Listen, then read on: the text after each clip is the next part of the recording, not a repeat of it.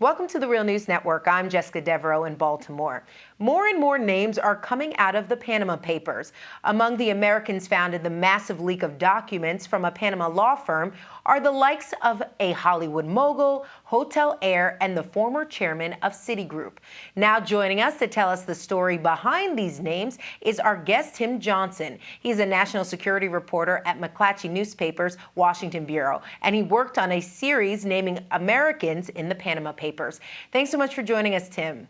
Hi, Jessica.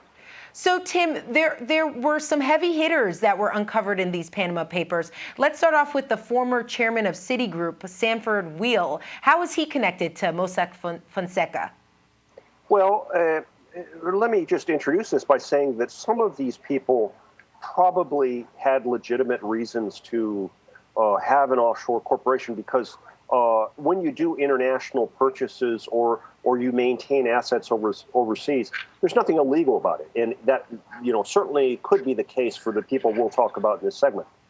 In the case of Sanford Weill, he is the beneficial owner of a British Virgin Islands company, or was, that took ownership of a 200-foot yacht called April Fool. So he turned up in the documents because his this was a company that was registered by the Panamanian law firm Mossack Fonseca. Okay, there are some other folks connected to the Panama Papers, like the heir to the Hyatt hotels, as well as the Campbell Soup fortune, right? Yes, the Lyle Pritzker Simmons is a former child star in Hollywood, and she's also an heir to the Hyatt hotel fortune. She's related to the Commerce Secretary Penny Pritzker now, and she set up a company that's called Blue Valley Agro Investment. This company has investments in palm oil plantations in Colombia, and she told my colleague here that investment is a green investment for people who want to have invest money in companies that create jobs through agriculture. What about links to Hollywood? What did you guys find?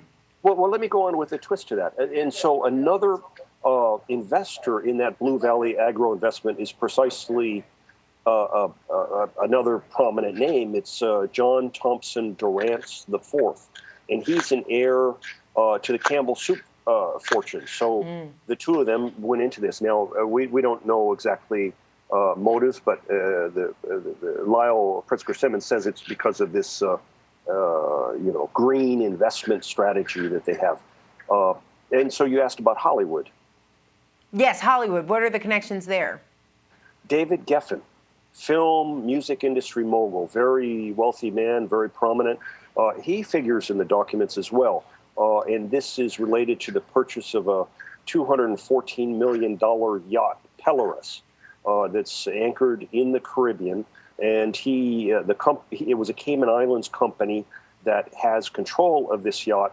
The company was later sold to another company that was registered, managed by Mossack Fonseca in Panama. So that's why his name popped up in the documents. Now, Tim, one of the major criticisms over this leak is that there aren't enough American companies and politicians implicated, but plenty of ties to Vladimir Putin and Chinese businessmen. So some even suspect because USAID funded the investigation, there's been a deliberate attempt to suppress names. I want to point to a tweet that WikiLeaks had.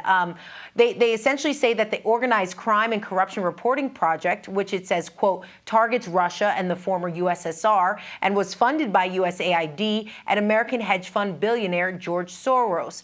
So as a journalist, what's your response? Baloney. We went into this. We're not a large news organization, but McClatchy owns 29 newspapers spread across the United States. The company's investment in this project has been, by our standards, significant. We've had 3 reporters spending the better part of 5-6 months full time on this, with editors, leading and directing. And so we didn't get funded by anybody other than, the company coffers here. Now, ICIJ, the International Consortium of Investigative Journalists, is a nonprofit. And my understanding is that, yes, the parent company does receive funding from, Soros and other funds. But let me say, we went into this just as if you walked into the Library of Congress and saw 20,000 boxes there. We had no idea what we would find. And it turns out that we found, our colleagues, 370 colleagues who took part in this, found some things that were pretty interesting on Putin. But, to suggest that we targeted him is silly. I think, it's looking very short-sightedly at the kind of far ripple effects that this investigation is having. Just today, you see the resignation of a CEO of an Austrian bank. You see protests at the Société Générale headquarters in Paris. The Malta legislature is considering a no-confidence motion in the government there. You look at smaller places. There will be news stories coming out in the future about what's happened in extractive industries in the Democratic People's Republic of Congo related to these offshore corporations. Also, for folks that don't really understand your process, can you just explain to us a bit about how this all works? How do you even come up with these names? It's been a long process. We simply, this is 11.5 million documents. It's a massive amount of information. In digital terms, it's 46 times bigger than the WikiLeaks leak back in 2010 of U.S. Diplomatic cables.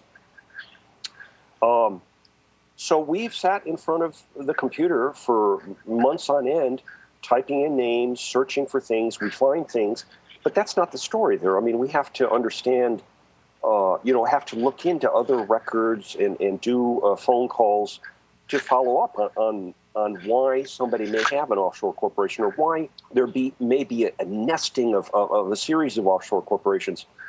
It's been very complex, and it's been a real collaborative effort. For instance, I've spent a long time dealing with journalists in Holland about an accounting and law firm there that designs strategies that, in essence, are really tax avoidance strategies, really almost, I don't want to say it's money laundering, but it certainly gives the appearance of being, of designing strategies to set up, say, trusts in New Zealand and subordinate foundations in Holland, funneling money, say, to Romania that would be owned actually by a Mexican tycoon.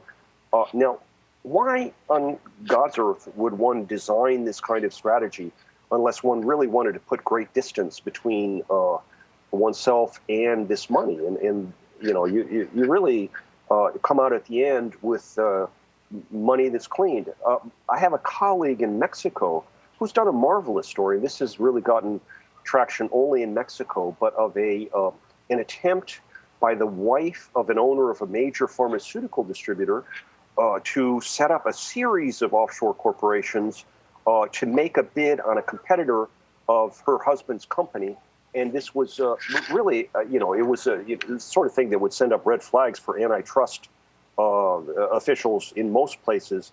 This succeeded. So they bought this competing company and then captured around 37.5% of the pharmaceutical market in Mexico and got rid of competition. So, this is the world, the shadowy world of offshore corporations. You disguise the real beneficial owners, and you can do things like things that are anti-competitive or laundering of money, all those sorts of things. All right, Tim Johnson, let's pause the conversation here, and we'll be back to talk about the last McClatchy report about how middlemen help funnel wealth offshore. We'll be right back. Thanks so much for being with us, Tim.